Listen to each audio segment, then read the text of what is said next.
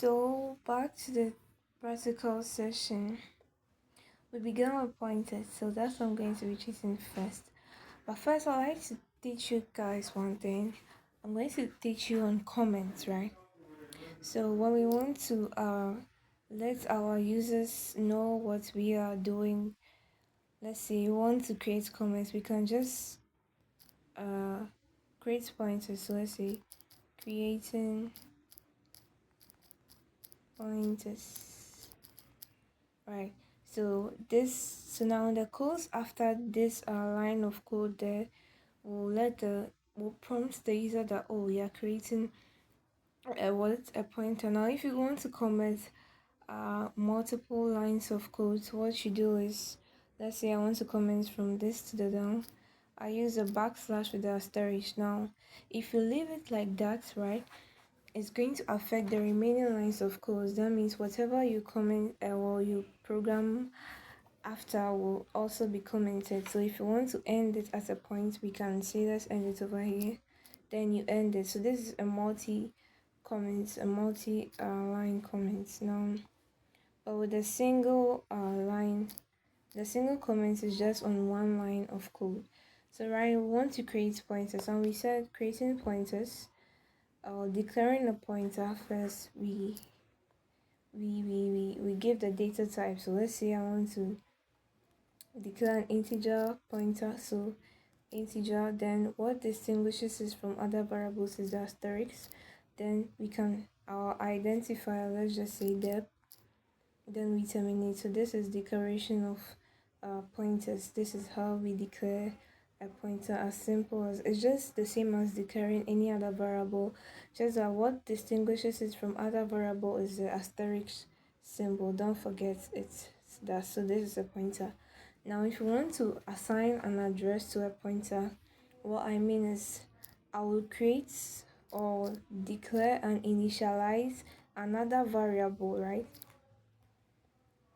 Because a pointer actually is a variable pointing to the memory address of another variable. So I need to create another variable which is not a pointer. So I declare and initialize, let's say, a variable.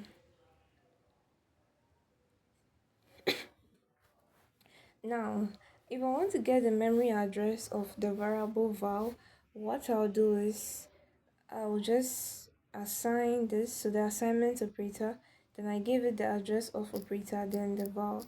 So if I'm to output the, if I'm to display this, I'm going to get the address of val. Let's try it and see. So notes, if you put if you want to display something, right, and let's say you've already initialized it, and let's say I want to display val. Well, I'm not displaying val as in the word val should be displayed, but what I'm displaying is a value stored in val. Let's try that and see.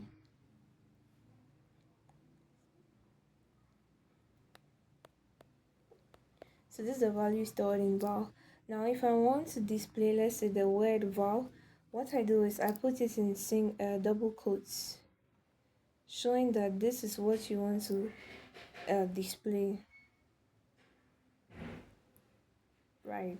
So if you put it in double quotes, you're actually not going to get what you want. So you don't put it in any code. Now if you want to get, or let the compiler display the address of the variable val, you just bring the address of operator and you run it.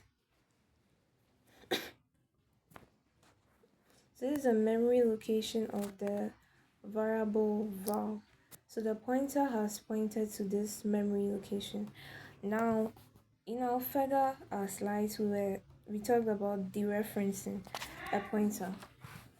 So in dereferencing a pointer, what it does is that it doesn't point to, so it's like you're modifying the pointer to not point to the memory address of val, but to rather point to the value present at the memory address. So we are saying it should rather help us or point to the value present in the variable we found its memory address. So that's the value 21 in the variable val. So what you do is in the referencing,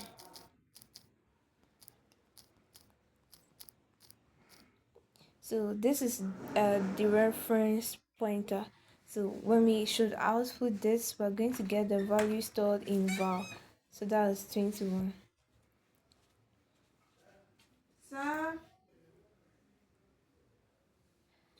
So as you see, this is the referencing a pointer. So the referencing, you get the value present at the memory address which was pointed by the pointer. Now we learned about modification of pointers. We can modify a pointer to point to another variable which is of the same data type. So let's add another variable, say DAO. That's a variable name or identifier, and initialize it 12. Now I said in my earlier videos that when two or more variables are of the same type, instead of repeating them on different lines of code, you can actually bring them together and separate them with a comma. So that's what I've done here to show you that the DAO is also an integer value. So I need not repeat it again on the next line. Now if I want to modify the pointer to point to the DAO and not the val, what I do is, since we've already declared and initialized the pointer, all we just do is step and we assign the memory address of the DAO to it. So this is what you're going to do now. In displaying, you have to display the pointer. So that's the referencing. So this one, we don't want the memory location of DAO, we want the value present in the memory address that's DAO.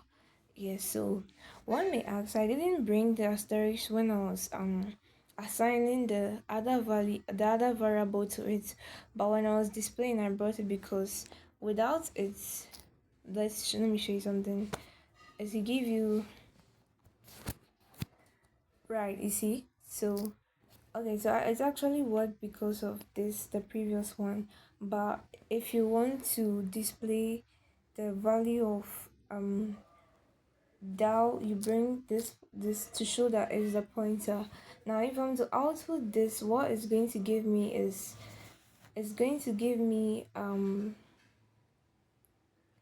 okay, so what happened earlier, that's, let me show you again.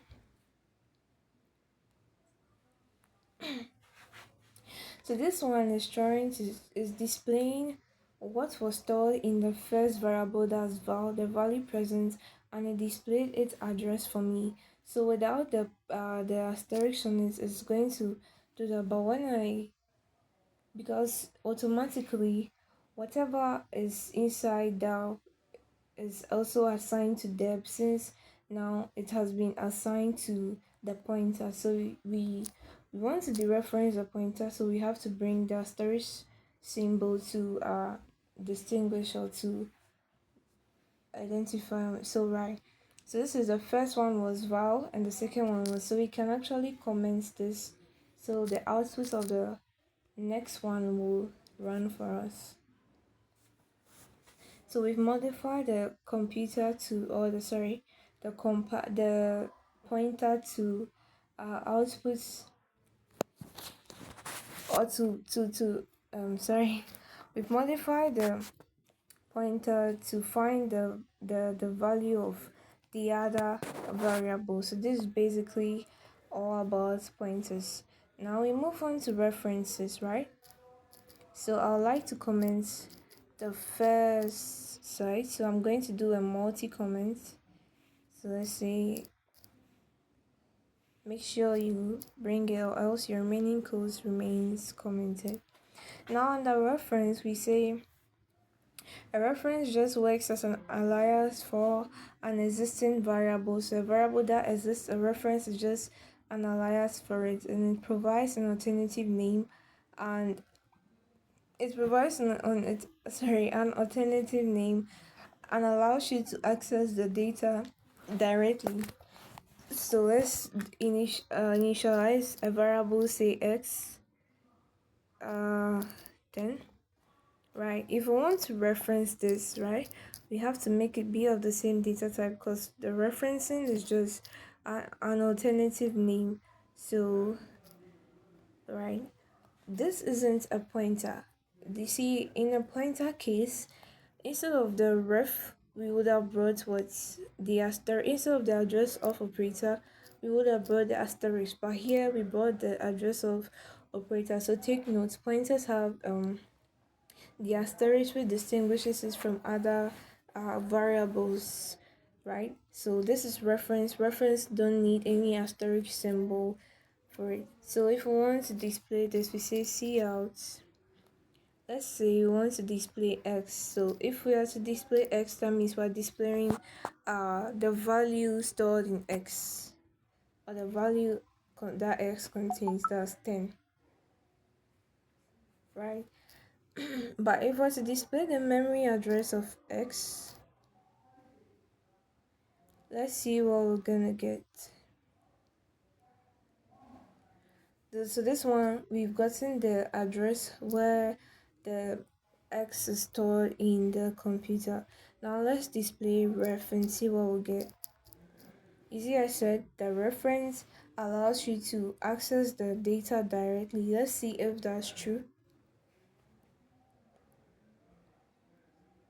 Right, so you're able to access the data directly, proving that it's indeed an alternative name for the variable x. We can also, if you want, you can display the address of ref to give you another, yeah. So this is also the location of ref in the computer system. Now let's just say in modifying the value x as we saw in our slides. So I like to comment yeah, I like to comment this. So still we're still on references though.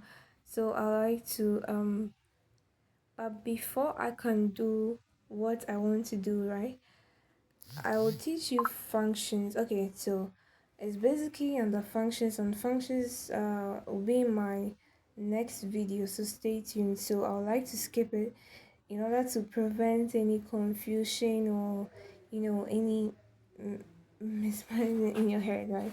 So I like to skip it. Then when I get to the function part, I'll dive deep into this references and other stuff under it. So this basically all about references.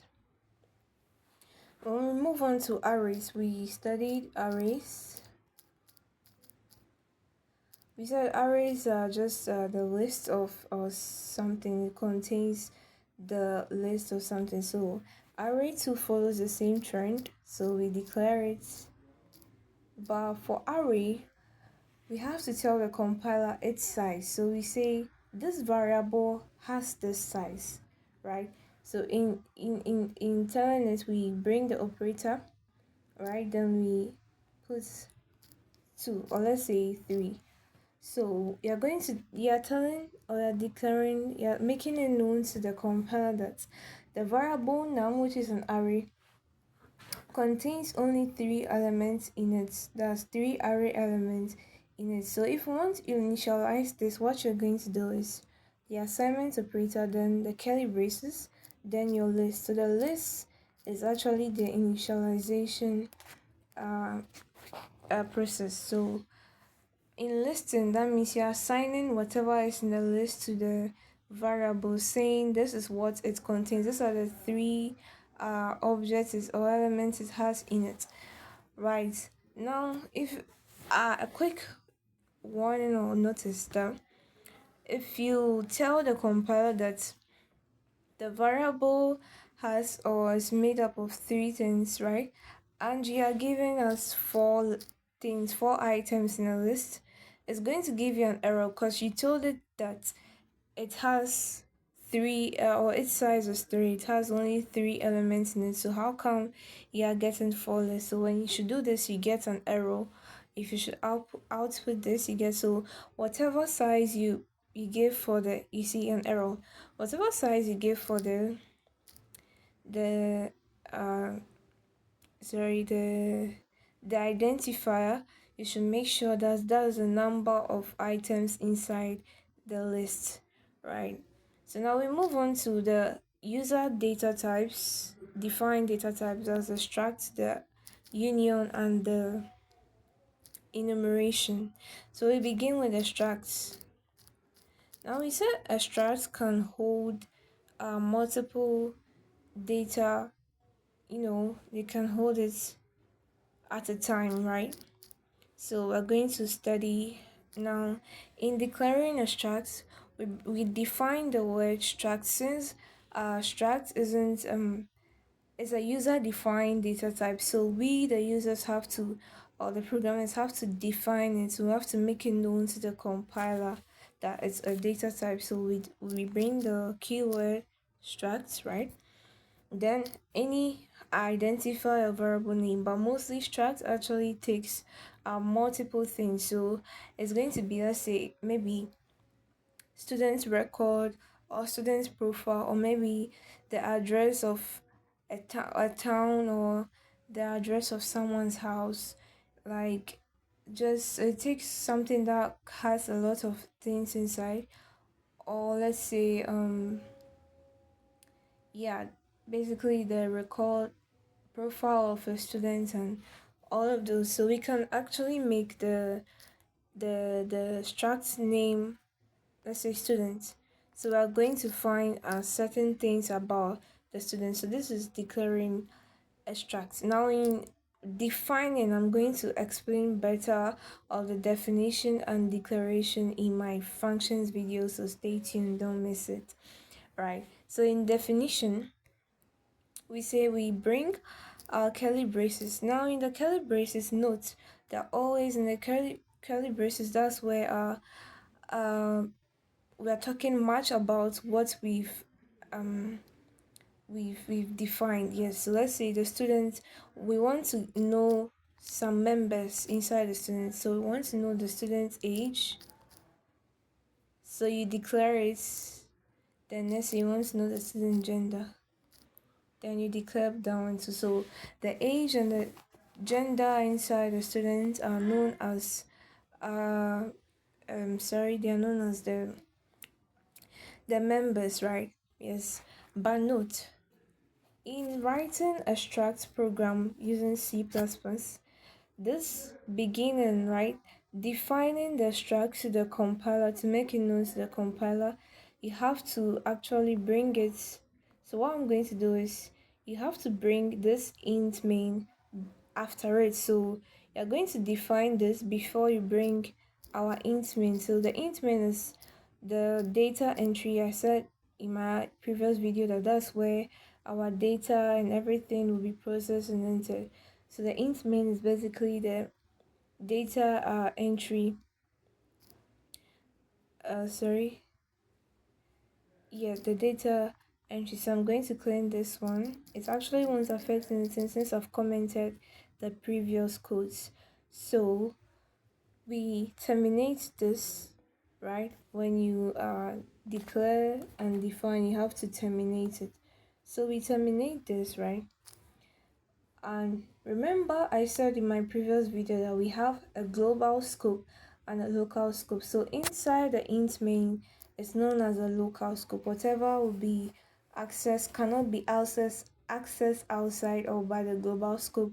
But whatever is inputs, whatever has been input into the global scope can be accessed uh within the local scope. So the local scope can access whatever is outside. So now we want to continue with our programming. Now we want to create a struct variable, and we said creating a variable, we first bring the struct name, that was the student, right? Then the variable name, so any identifier. So the variable name should be the name of the student basically. So Deborah, right? Then you terminate. Now we want to find the members of it, or let's say we want to access a member inside the struct. So what we're going to do is we've now made it known to the compiler that the structs that you are taking, the student struct you are taking is known as Deborah. So now what we want to do, since we want to access the member in the struct, which is Deborah, is a student's bowl, but the variable, creating a struct with a variable is Deborah. So we're going to do it Deborah dot age in accordance how you program this first, then you terminate, then you say Deborah dot gender, then you terminate. Now if you want to let the compiler display, let's say, the age of Deborah or the gender of Deborah, you initialize it over here. So let's say I want to assign a value, say 18 to it. And since Deborah is a girl and it's a female, and remember it was declared as a character data type, so I use the single quotes. Don't forget this. Sorry, my summary interpreter. Then the single quotes. Then I'm a female, so F. Right. Then I can now instruct it to display any of the above. So I can instruct it to display Deborah does age, or it can also display Deborah. I can instruct it to display both since it's extract and it can hold um the variables don't share the same memory, unlike the union, which I'll be treating very soon. So this is how we actually, let me output this for you. So in extract, this is basically how we run it or program it in C++, right? So I asked it to display my age and I initialized the age to be 18. So right now it displayed the age to be 18 for me. Now let's try to make it display also gender.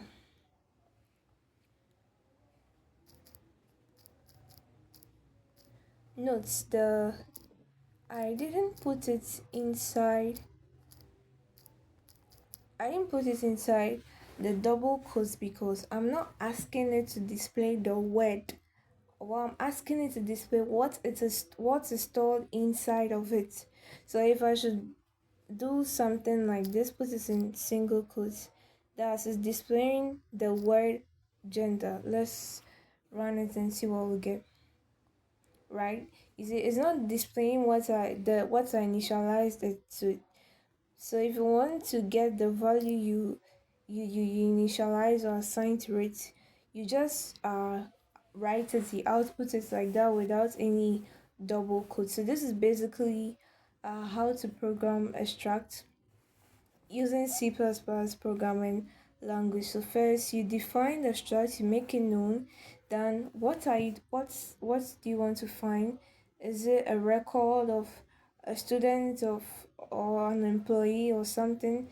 Then what information do you want to get from that record, right? Then that's from the you declare it outside of the local scope, since it's a user defined data type, so it's advisable to declare it outside of the entry data. So now when you're done declaring and defining what we are to do for you, right, then inside the data entry where you are to output whatever you want us to output for you, so that's where we bring back the struct name, that's the student, and the name of that struct. So let's say the variable name, and the variable should be the name of the student. So let's say Deborah. Now we declared two variables inside of the struct, that's age and gender. So that's what we are to initialize and ask the compiler to display, and that's what happened. But for a professional C++, yeah, a professional programmer should actually, okay, let me not erase this, let me show you something, let me just comment it, right? So a professional, if you don't want to repeat these lines of code, what you do is, let me comment this right now, let me just single comments.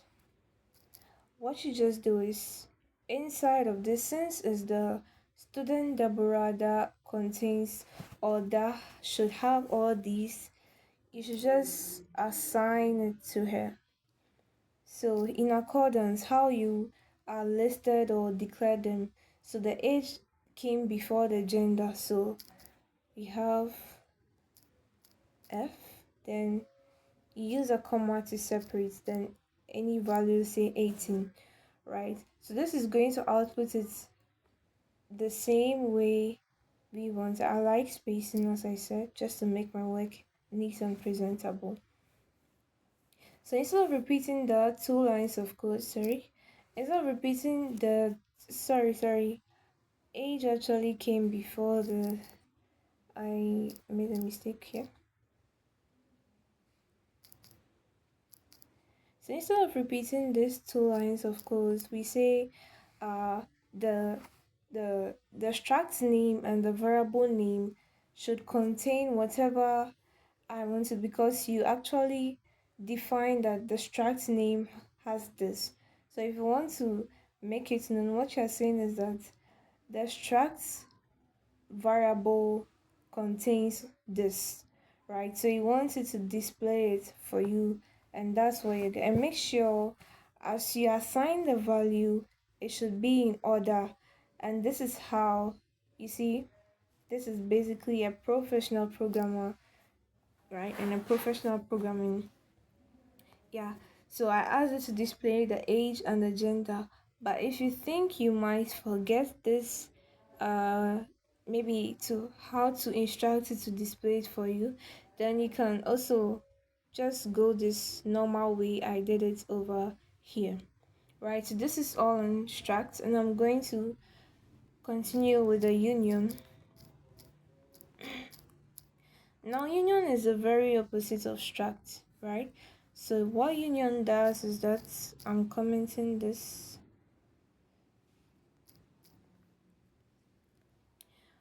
You see, in defining union and everything is in accordance with the struct, how you did it.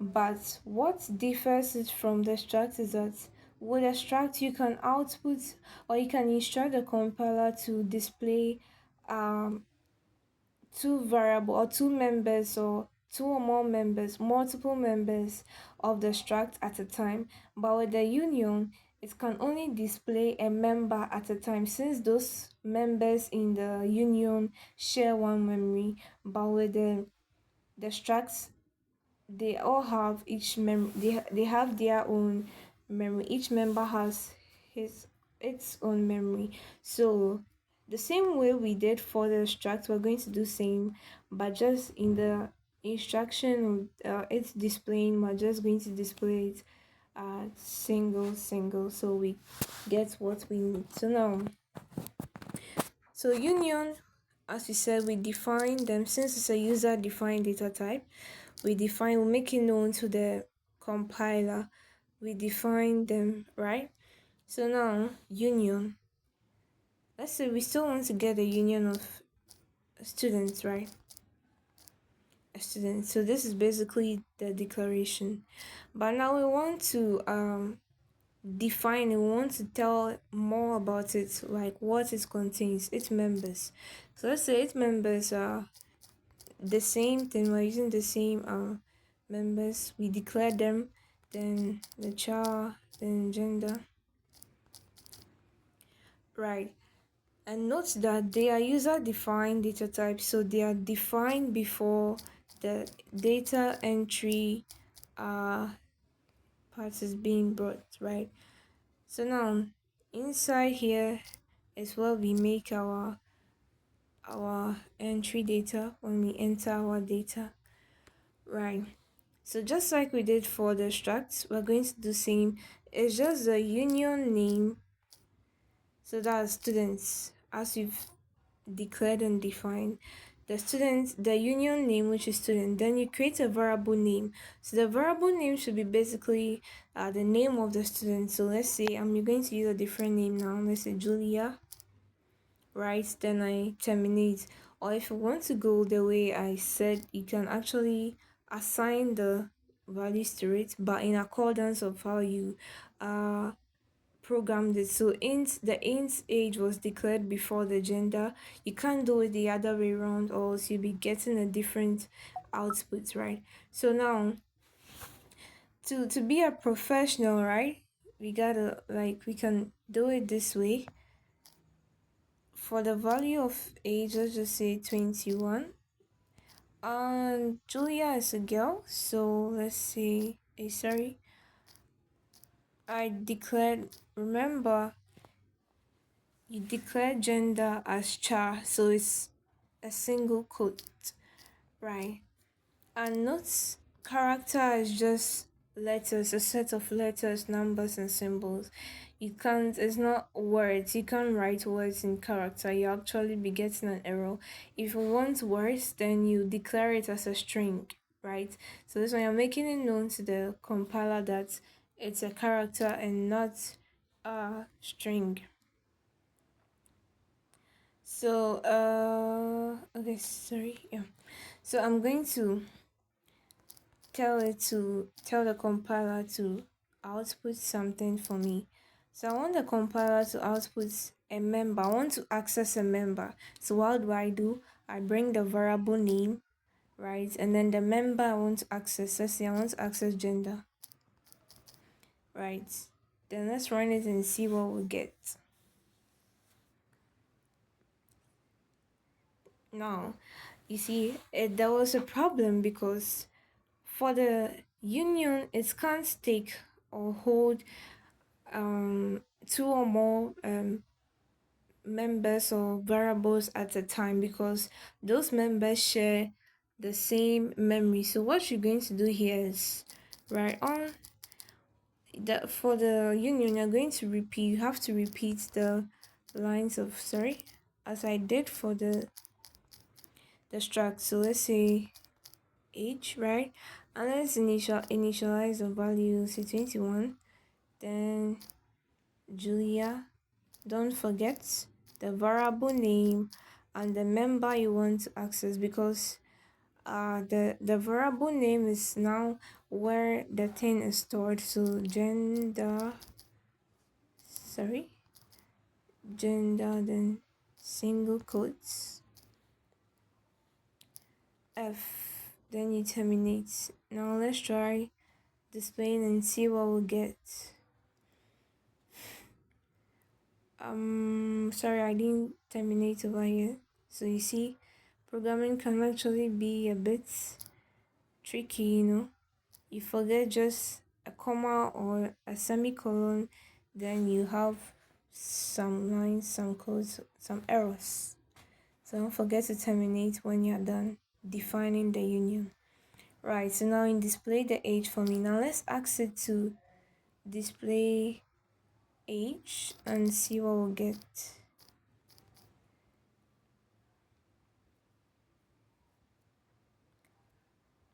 It's giving us 70. Does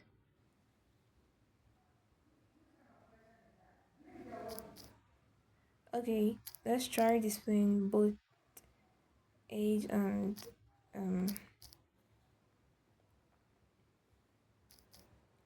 so Julia, let's say gender, right? Sorry, gen is